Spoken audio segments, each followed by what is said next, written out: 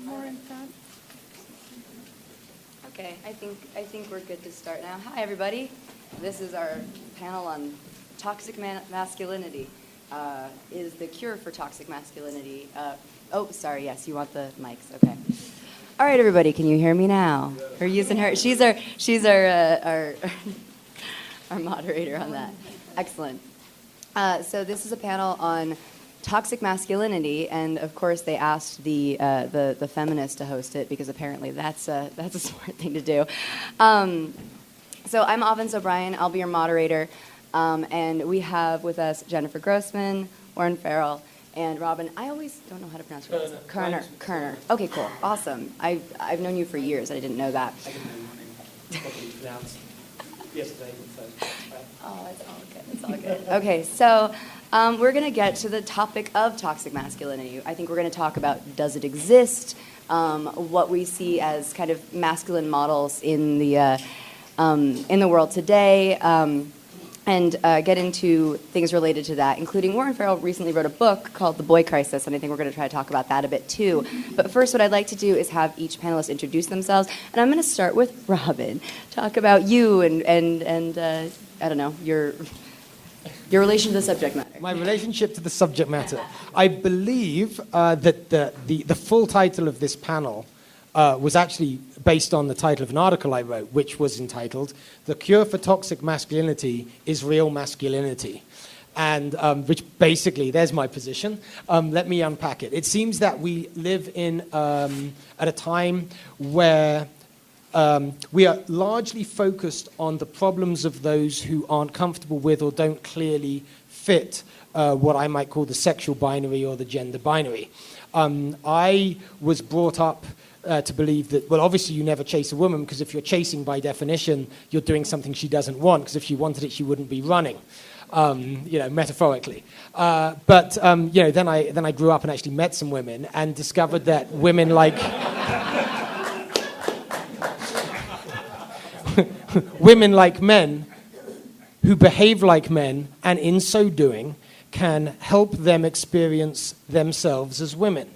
I hate to say it, guys, we come gendered. We certainly we come to this earth sexual. Now, I am a physicist by training, and to me, it's like a magnet, right? It's north and south poles, right? North and south poles, clues in the name. There's a polarity. There's a form of oppositeness, in other words. And in the polarity, there is a complementarity, by which I mean you can't have a monopole. There is no North Pole except without a South Pole. There is no South Pole except without a North Pole. And to define one, you necessarily define the other. Right? I'm speaking as a physicist. And to define a magnet, you need both. And to understand the North Pole and the South Pole, you need to understand a magnet which comprises them both. Now, by analogy, it seems to me, in my experience and the experience of many men and women that I speak to, that in losing what I would like to call a celebration of the fact that we come gendered, that there is this polarity, that there is this gap, that I get to do things as a man that make you feel better as a woman, and that actually if we go into relationships with that idea, not that, so I'm about, of course, equality of opportunity, although that's a problematic phrase, but equality actually means, if A equals B, it means is the same as. In this sense, I am not equal to any woman. I'm not actually equal to any man, right? I'm not the same as. Now, it is important, of course, that we have made these political strides based on notions of moral equality, equality of opportunity, political equality, etc., etc. And a lot of that has been won, thank God. But now we live in a world where all we are allowed to focus on and talk about, is the problems of that, almost to the point of denying that it exists. Well, it exists as much as North and South exists. And it is my contention that as a man dealing with a woman, I can get a happier life and give her a happier life if I can be comfortable in my masculinity and comfortable with her femininity and celebrating of both, and can live with that gap. Now, I'm about to hand over, but the problems that I think we are seeing, that on this panel Warren is the expert on, I feel come largely about from the fact that it isn't safe, for example, for mothers to actually say to their sons, don't behave like that Weinstein guy you saw on the TV. That's not masculinity. That's what you do when you don't know how to be a man. Right? It is the opposite of what masculinity should be. We do get to teach ourselves, there are many influences on it, the cultural, your upbringing, as I say, your parents, what it means to be a man or a woman. But I think it's okay to at least begin having the discussion in those terms. It's to take as a premise, you are a man or a woman, and that means you have a polarity with the other and a complementarity with the other. This is not prescriptive, it is not normative. It is absolutely fine if people want to experience themselves and their sexualities not in that way. But I think since most of us do experience our sexualities in that way, we need to admit it, celebrate it, and make it better, and not do the very opposite of that, which is to deny it. The problem with a lot of boys, I think, this toxic masculinity, in as much as it's a thing, is that there is no healthy masculinity. There's no, inherent exciting, positive expression of masculinity that boys, young men, feel that they can wield safely, that they understand. Well, if they don't know what good masculinity looks like, what a proper North Pole is to her South Pole, right? Well, then they've only got two options. One is to be pathetic, and one is to be faux masculine, this kind of aggressive, superficial masculine that is fed to us in all kinds of ways. So I guess I should stop there, because I could start to unpack what I think that healthy masculinity is, but I think it's somebody else's turn. We will have a chance to unpack that. I'm gonna go all the way around to Jennifer. Would you like to talk about any side of this? Sure. Well, I think you asked us to introduce ourselves, so I'll start with that. My name is Jennifer Grossman. I'm CEO of the Atlas Society. I think some of you in this room know what that is, a 30-year-old philosophy think tank that was founded by David Kelly. And we build on the ideas of Ayn Rand in creative ways, such as our graphic novel and one of our recent Draw My Life videos, which we showed here at the Anthem Film Festival. That topic was victimhood. A very short 3-minute video where we were animating victimhood as a character. My name is Victimhood, where I come from, what I do, and I think victimhood is appropriate to what we're talking about today in terms of toxic masculinity. Because let's start with the question, first of all, is there such a thing as masculinity? And to Robin's point, yes, there are differences between men and women, not just biological, they are physiological, they're hormonal, and there are social. Can there be such a thing as toxic masculinity? Yes, I think there can be. There are places in the world where women have their genitals mutilated, where they are forced to cover themselves, where they are forced not to have agency over their sexual choices, where they're forced to bear children if that is not their choice to do that and they have other options. So is there a toxic masculinity? Yes, there is. The problem I think that we're seeing is that language becomes corrupted. This is what Stephen Hicks, who's our senior scholar, talks about in his book Explaining Postmodernism, when you see terms that are no longer really meaning what they mean. When you see access being a term that's meant you have to pay for something, or when you're seeing masculinity and toxic masculinity being used in different ways. So I think it is important to start with the idea that there is such a thing as toxic masculinity. I guess I would have a different point of view in terms of the cure for it being real masculinity, and maybe that is part of the cure. But speaking as a woman and watching the whole Me Too movement and having had a big, long 30-year career in politics and in government and different spheres, and seeing the changes that have happened, I think that the real cure for any toxic masculinity starts with what we can do as women. I said we should have not Me Too, and I've written about this, but me first. And that's what Ayn Rand obviously talked about when she talked about the virtue of selfishness. I think that was a terrible, not a great title, but it is talking about understanding that the pursuit of your own happiness is a moral obligation, and that you do have agency over your choices and you deserve to make them. Excellent, thank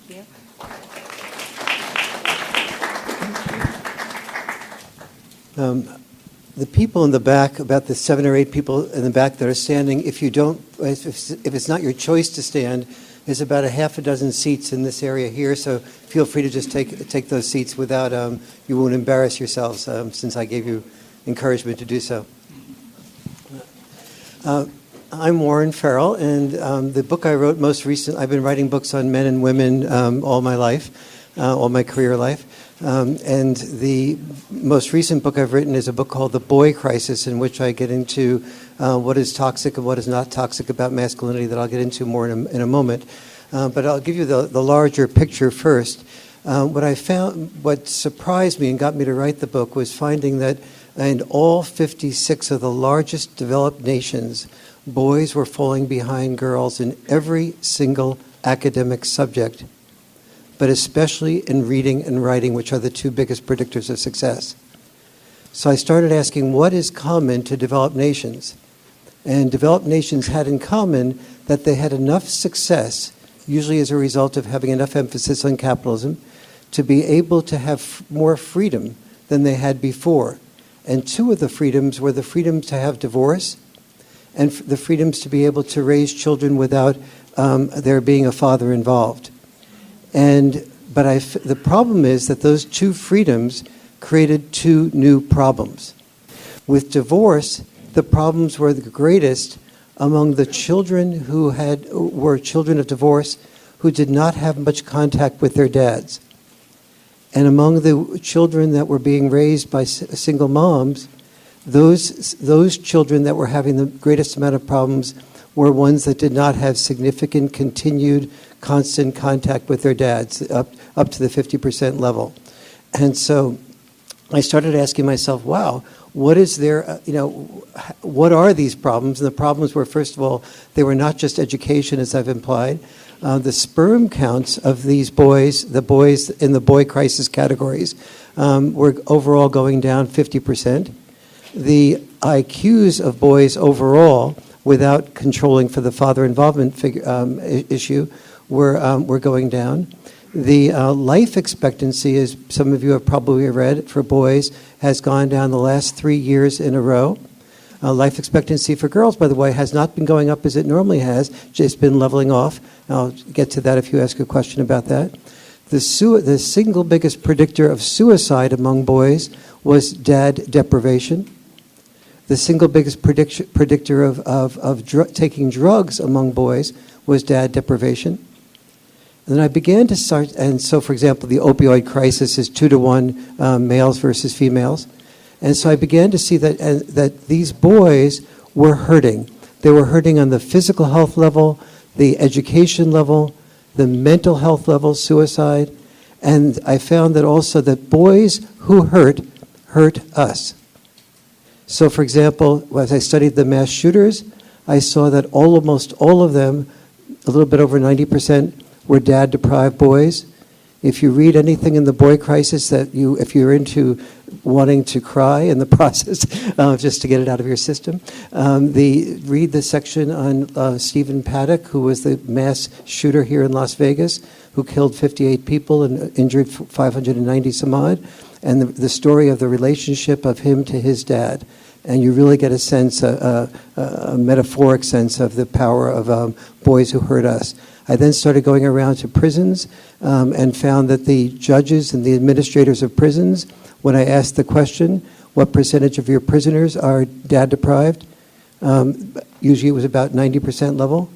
I then looked at the studies of ISIS recruits and found that not only the male ISIS recruits, but also the female ISIS recruits were dad-deprived children at about that 90% level.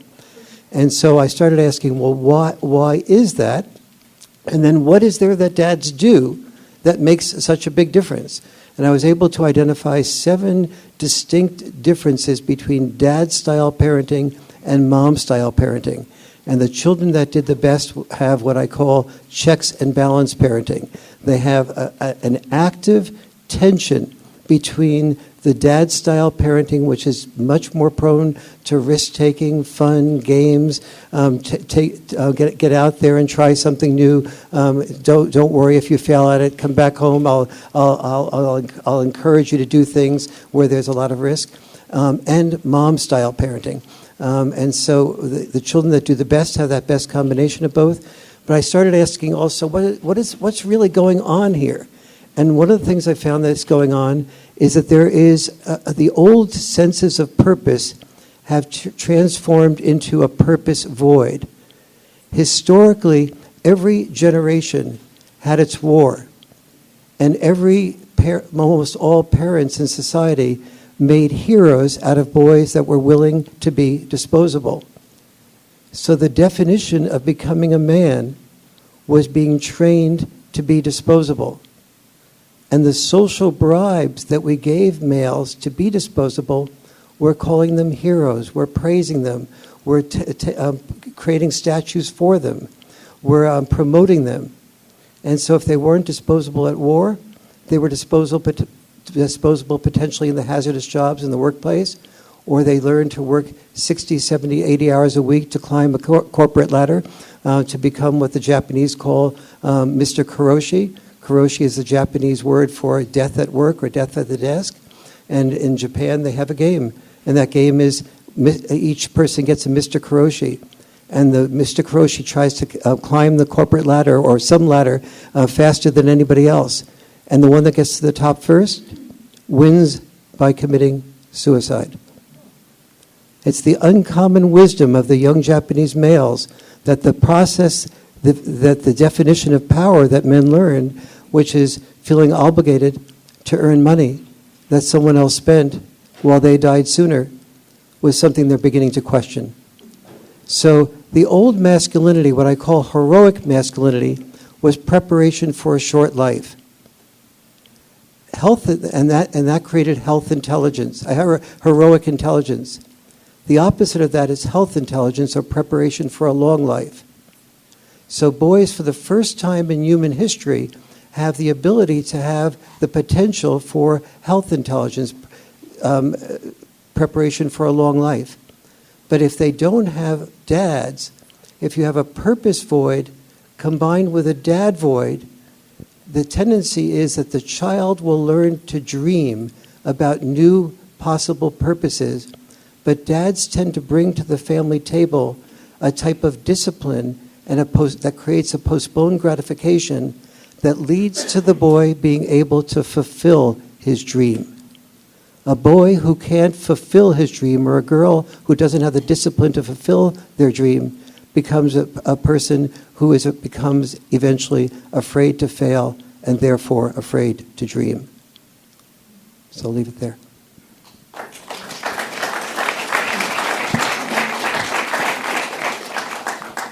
Holding the mic was a much better idea. Thank you for that.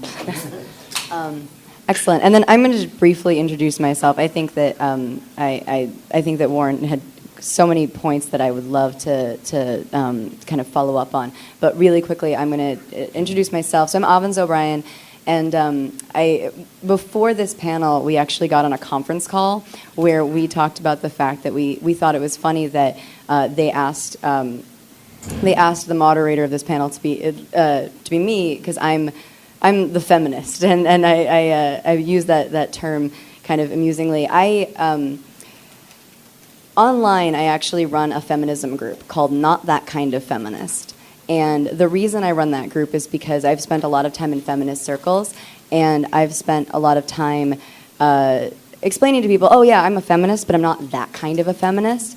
And one of my biggest issues within the feminist space is sometimes the fact that we ignore men's issues. We ignore the fact that, not just the polarity factor, but just as complementary creatures. I think that, a lot of the issues that women are having, that women's rights have, and that women socially have to do not just like blaming the men, but because men are also struggling in some way.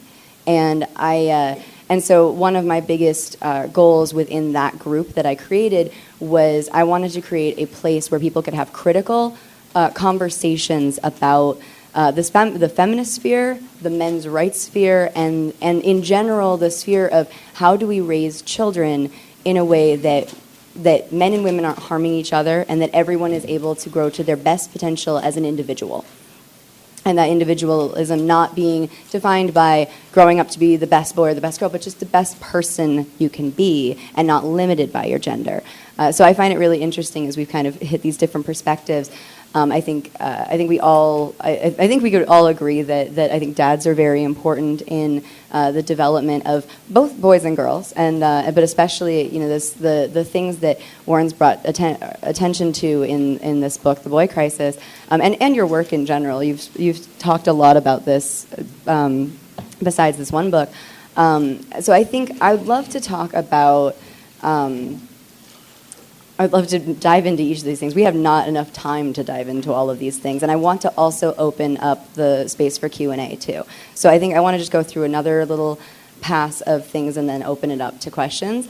I wanted to talk about, obviously, dads and that modeling and the way that they behave, like that being so important. For each of us, I think I'd love to maybe hear how we define masculinity, and maybe counter how we define femininity, and maybe talk about, and for each of us to talk about like an example of good masculinity, and that masculinity that we need to see modeled. And we can start with Robin and go around again. Okay. Thank you, Arvins. There are a number of ways into this question, but here's the first one that comes to my mind. There are a number of axes on which men and women on average differ.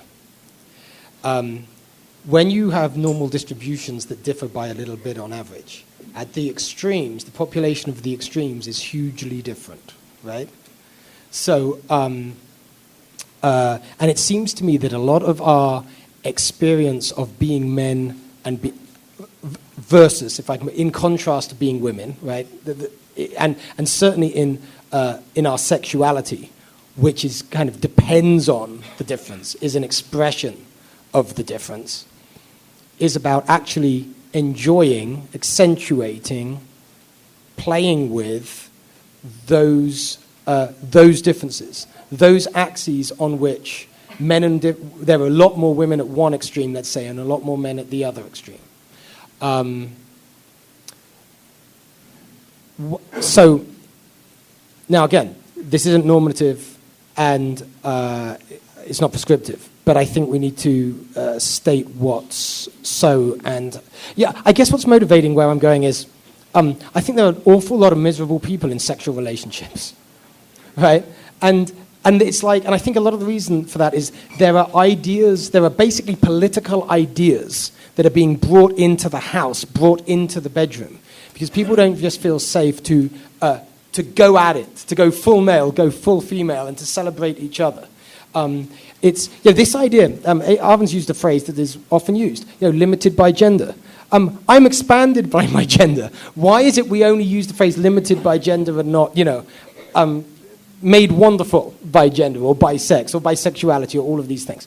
So all of that. Now, I think there are certain things, and we could have reasonable people could differ on them. I think part of being a man, for example, part of what masculinity, I would say is, but again, not normative, others might disagree, is a sense of mission, right? I know most men have to have a mission, because if they don't, not only is there psychological damage, you can determine the damage physiologically and endocrinologically, right?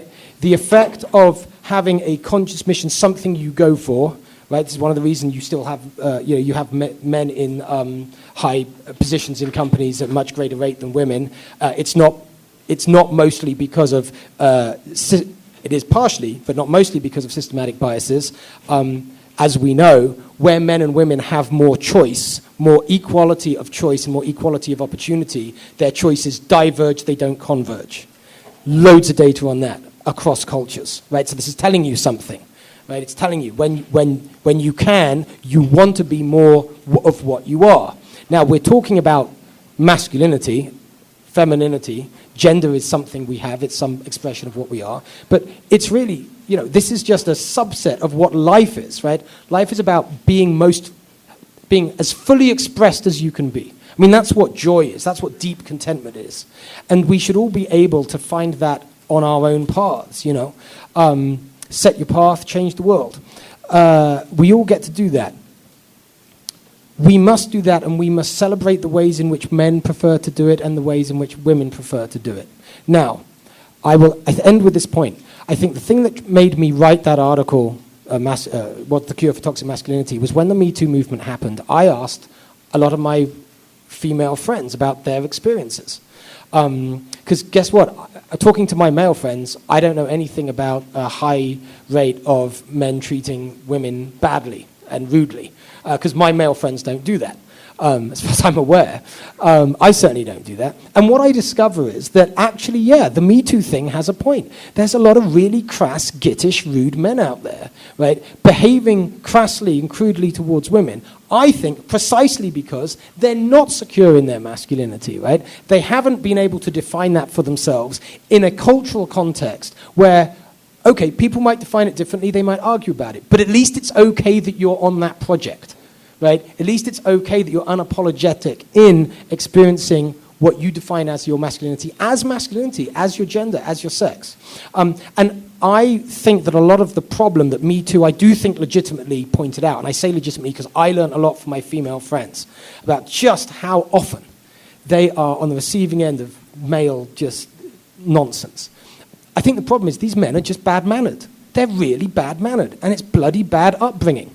But it's not a problem with their masculinity. It's a problem with the way the standards you have for treating everybody anywhere. You shouldn't behave like that way towards a woman, not because you need a better masculinity, but because that's not how you behave, full stop. My mother would slap my legs. Damn right? So, but of course, I think then we mistake a lot of this rudeness for a problem with masculinity, because if you're a man, when you're communicating with a woman, what is the motivation often for that communication? Well, it's the gender difference. It's the sexual urge, right? It's the expression of masculinity towards the feminine. So it looks like the problem's with the masculinity.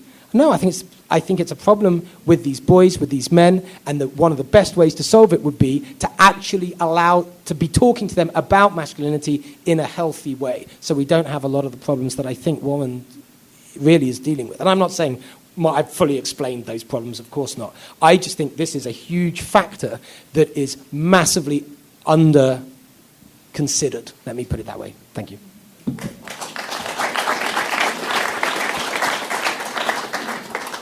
One of my favorite things about coming to FreedomFest is I always learn something from the panel. So I would love to be able to get to our audience questions as soon as possible. I'll tell you a funny little story. I wasn't planning on telling this. But about maybe 5 years ago, I wrote an article in the Huffington Post called Date the Atlas, Not the Shrug. And it was, I was not at the Atlas Society. It was talking about applying principles of objectivism to romantic situations. And as a result of writing that article, the man I was seeing at the time broke up with me because he thought, well, this is very manipulative, and I see you have an agenda, blah, blah, blah, blah, blah. And he was a shrug. Anyway, that was gonna happen anyway, so that's fine. But I was very brokenhearted about it at the time.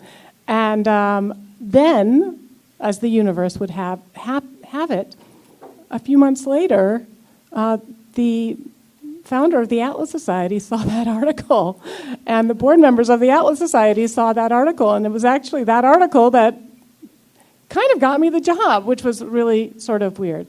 I guess I would just say that we need to. Ayn Rand talks about context dropping, and we need to always think about what context are we in. And certain kinds of behaviors that are appropriate in the workplace are not appropriate in a romantic relationship, okay? So if you try to boss a man around, that's not going to work. It's not going to get you what you want. If you try to, be vulnerable and overly deferential when you're in an executive role at an organization, that's not going to work either. So I think it's really just a question of being objective, also being rationally selfish.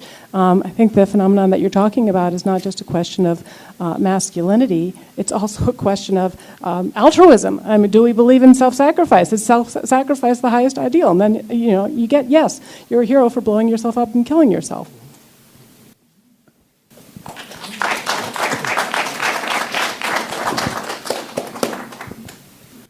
I referred a few minutes ago to some of the differences in dad-style parenting versus mom-style parenting. So I want to give a couple of examples of that. Dads will, for example, be much more likely to create bonds with their children by playing. And one of those styles of playing is roughhousing. And so typically speaking, a dad will say, throw his son, daughter, and other son on the couch and say, okay, your job is to jump on my back and pin me down before I can pin the three of you down together. And the mother will be looking on and going, oh my God, I feel like I have just one more child to monitor here. And she'll feel guilty about, sort of like, maybe I should get involved and stop it. But then again, the kids seem to be having fun, but I feel like in the back of my mind that sooner or later somebody's going to get hurt. And it turns out that statistically she's only about 99% likely to be right. And so the kids jump on dad's back, and dad doesn't explain that this is helping to create a bond with the children, and that bond allows dads to enforce and set boundaries that without the child resenting and rebelling, because the child wants more of that contact with the roller coaster that is called dad, that provides a lot of safety, a lot of excitement plus a lot of safety. And dads don't explain to moms that there's a very strong connection between roughhousing and the development of empathy. Nobody in their right mind would have suggested, without the research, and no dad would have said, sweetie, I want you to know that I'm roughhousing with the kids now because I want to train them to be empathetic. Out of curiosity, yes. Would you say that it's because men actually know that's what they're doing, or is it just an intuitive thing? It's totally intuitive. I don't know a single man that knows what he's doing. What The he's way you doing. explained that, I was like, I'm pretty sure that my partner is going to be able to explain that. No man, even a man that reads parenting magazines, will not find an article that will explain that that roughhousing leads to empathy. And men don't explain this to women because they don't know it, and women can't hear what men don't say. So no one's at fault except the culture that hasn't valued masculinity enough to understand, to do the research to find out that around the world, when men do this roughhousing, the empathy is created. And one of the things that's created, I'll sort of break down how it's created. The second thing is that the children learn the difference between being assertive versus aggressive. And they learn this by this process. So that, let's say that Jimmy sticks his elbow in his sister's eye to get leverage to be able to win at the roughhousing. And dad eventually will say, and then his sister starts crying. And so Jane starts crying, and mom is going really upset. Okay, well, at least dad knows now that this roughhousing will end up in crying and it'll stop. But dad doesn't not only stop, he says, Jimmy, you can't stick your elbow in Jane's eye like that, otherwise we'll stop the roughhousing. But then dad goes back to the roughhousing, because then the process, then the children experience what psychologists call emotional intelligence under fire. And the child, excited to win, goes back and makes the same mistake again. But this time the dad says, okay, I gave you a warning. Now there's no more roughhousing till tomorrow night. Oh, daddy, no, we'll do it again. No, tomorrow night. And then tomorrow night happens. Tomorrow night is when the payoff comes. Now he says, can't stick the elbow in your sister's eye. And the child begins to realize that if I do, I'll lose what I want to get. I will lose the joy of roughhousing. So now the child has an incentive to think of his sister's feelings, and learns that, because nobody thinks of somebody else until they learn that it helps to think of somebody else, their own ends. And so they do that. They are much more likely, therefore, to begin to learn that somebody else besides them counts if they want to get what they want, more roughhousing. The same with assertiveness and aggressiveness. The next night, Jimmy doesn't stick his elbow in Jane's eye, but he pushes Jane too hard. And then the father and the son have a talk about that. That was too hard. Well, what is too hard? You cannot explain intellectually what too hard is. You can only explain by giving children the experience of what too hard is and giving them consequences when they violate that experience. And so the children who do this learn to be more assertive and less aggressive. Now, children who are more empathetic and more assertive are far more likely to have friends in school, far more likely to be energized to do well in school because friends count.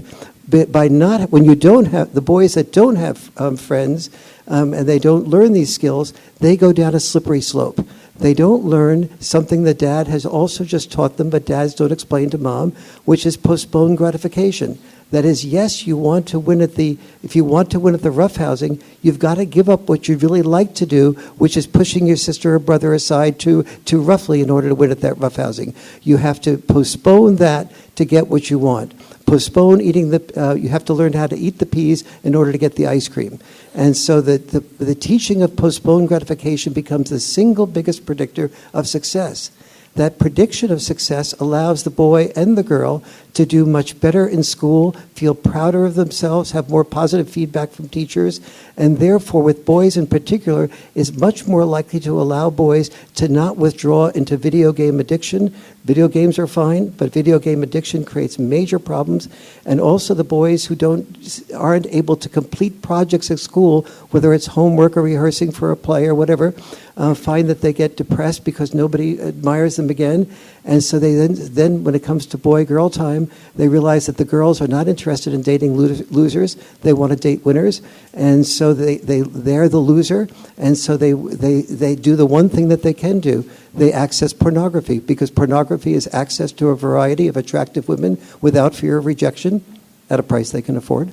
But they then get addicted to the pornography because the dopamine it starts increasing only when they get more and more exciting experiences. Then they get involved with a potential real-life girl. The real-life girl starts realizing that she's being objectified by by the guy just wanting to have sex with her in the way that he learns to do it in pornography. He then withdraws from her, which convinces him he's a loser, turns him back to the pornography, and in worst case scenarios, he begins to feel so angry. Remember, he's often brought up by mom. Mom is usually very sensitive to his gifts, and therefore he becomes sensitive. All these rejections he absorbs. He's usually very bright. And then in the worst case scenarios, this leads to such anger that no one is paying attention to me and seeing my gifts, as we saw with Elliot Rodgers, as we saw with Stephen Paddock, that there is a type of feeling like, if I do something like a mass shooting,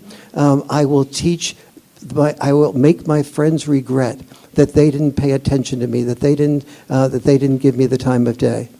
And so this is an example of the slippery slope that leads to, when there isn't dad involvement, there isn't that checks and balance parenting that boys and girls need, that leads to children feeling so much better about themselves and being less likely to hurt, and therefore less likely to hurt us.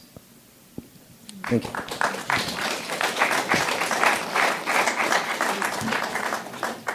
I'd also like to point out that what you just heard from Warren about assertion, empathy, postponed gratification, that's how, if you're a man, not only do you get power if you want it, success in life if you want it, but it's how you get the girl in the way that doesn't make you one of the nasty poster boys of Me Too, right?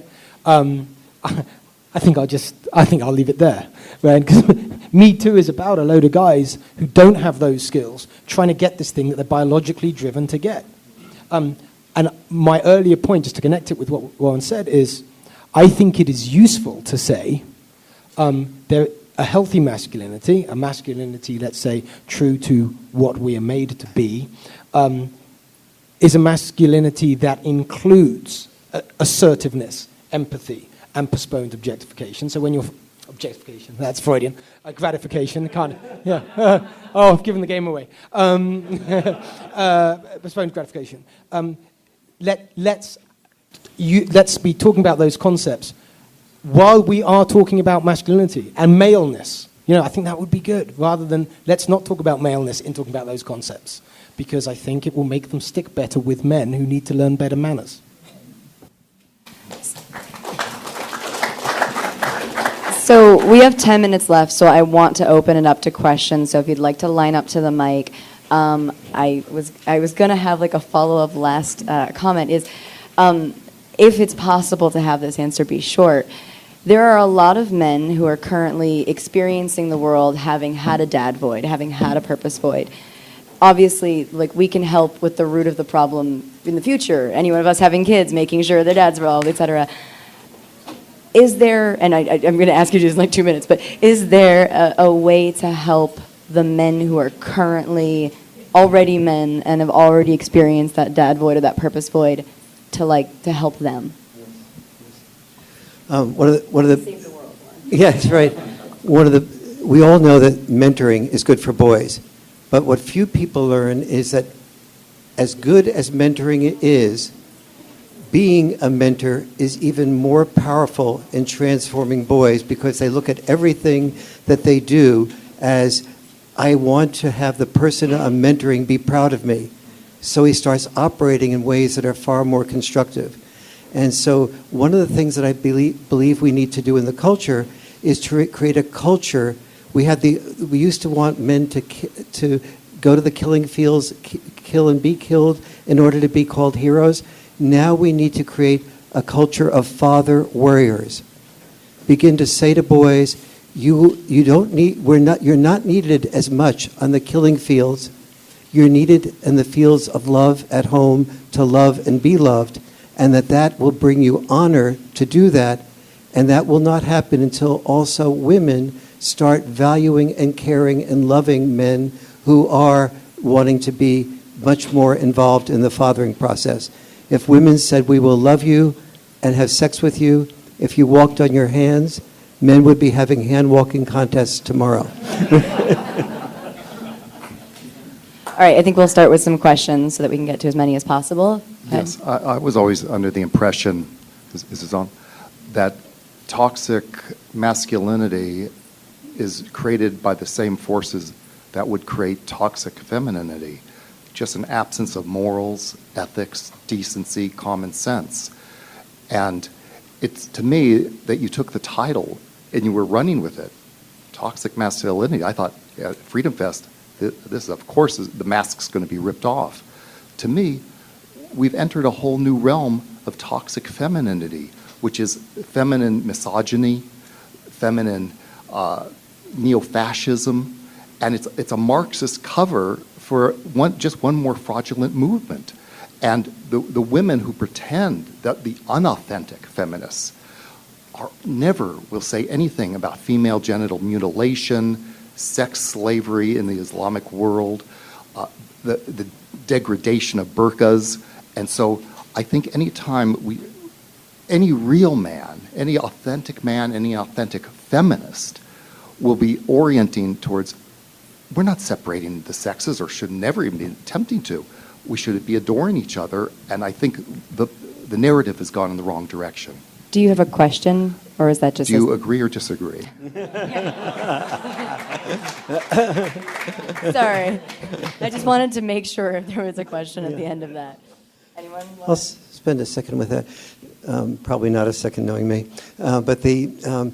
So historically speaking, almost all boys, as I was mentioned, learn to be heroes. And to be heroes, you learn that you had to be disposable, as I mentioned before.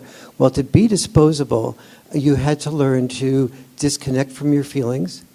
You couldn't go to boot camp And if you were, let's say, Jewish or Polish, and the sergeant was sort of criticizing being anti-Semitic or whatever, and say, gee, officer, I'm very sensitive to that type of criticism, because the result would have been 52 push-ups. And the reason for the 52 push-ups is because your job was to be disposable. Your job was to be a cog in the war machine. Your job was not to be a human being. Your job was to become a human doing. And so the challenge today is that we are in a world, and understand my background, I was on the board of directors of the National Organization for Women in New York City. I was probably the world's leading male feminist, spoke all around the world on feminist issues. So I'm going to say to you right now that we have a major problem, which is toxic feminism. Feminism has moved in a very toxic direction, saying that these boys who were sacrificing themselves, that they are boys that have male privilege. The toxicity and masculinity, disconnecting from your feelings, not being able to share what's really going on with you, things like that, those are things that evolved not from male privilege, they evolved from male sacrifice.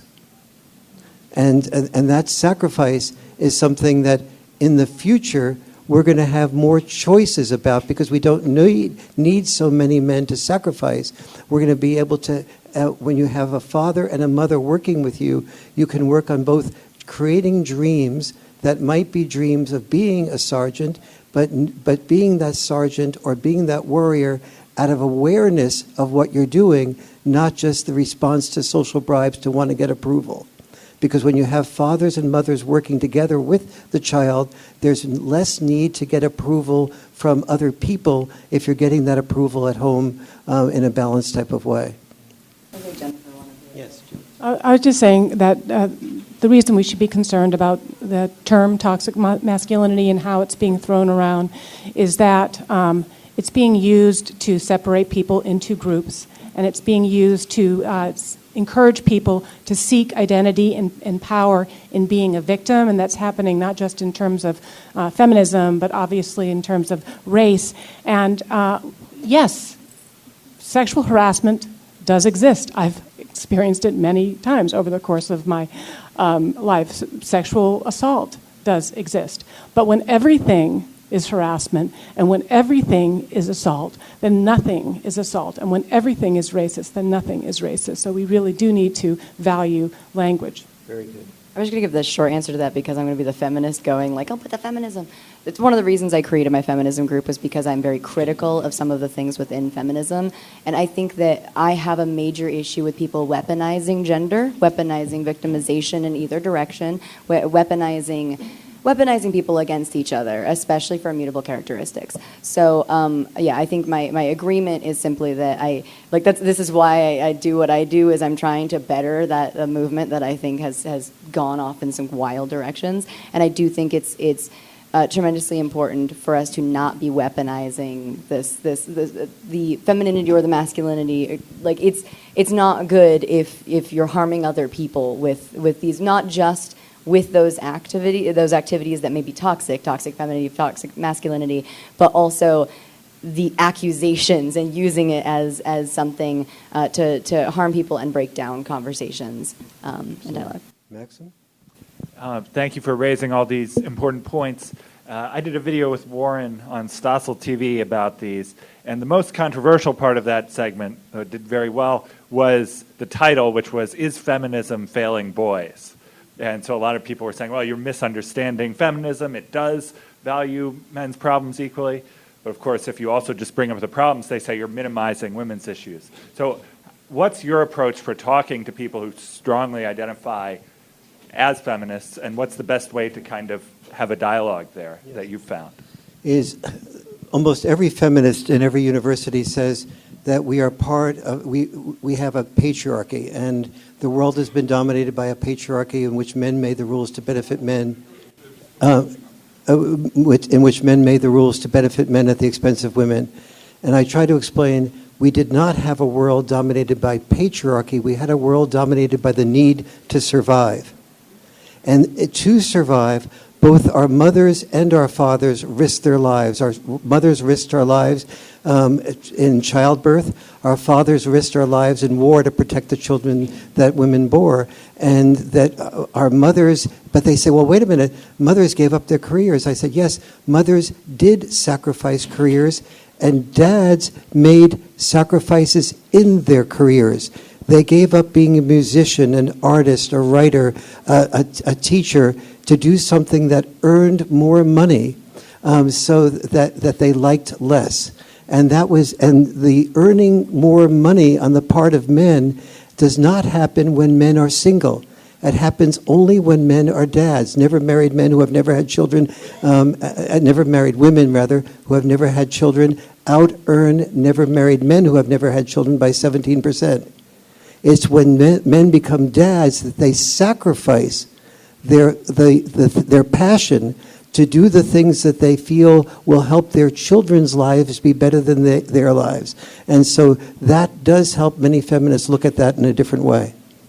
I do think, I know we're about out of time. I just want to say that because I also do the libertarian feminism thing, and so a lot of feminists hate me because of that, I find that I like to make the argument, it's not about like men, like all the men oppressing all the women throughout human history. I like to talk about the fact, and this actually sometimes really taps into the left, is I love to talk about the fact that a group of people, like most men and most women, have been powerless in human society and in history because a group of people have power. And yes, and historically sometimes that group of people were men, but those were the people sending those boys off to war. Those were those people making decisions for other people and oppressing them, not because they were women against men. Like, it was literally like most power has been controlled by a small group of people, and everyone has been oppressed. And I find that, especially in the current climate of like feminism and leftism talking about oppression and everything else, I find it gives them some perspective on the idea that we have all been oppressed.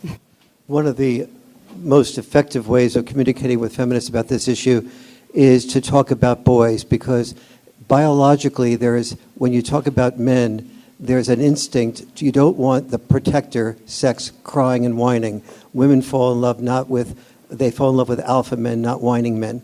But when you talk about boys, the protector instinct opens up, and there's a desire to want our sons to do better and to recognize that my daughter I want my daughter to have a son, a boy that is productive as well. And so sometimes that can open up feminist hearts to boys and men.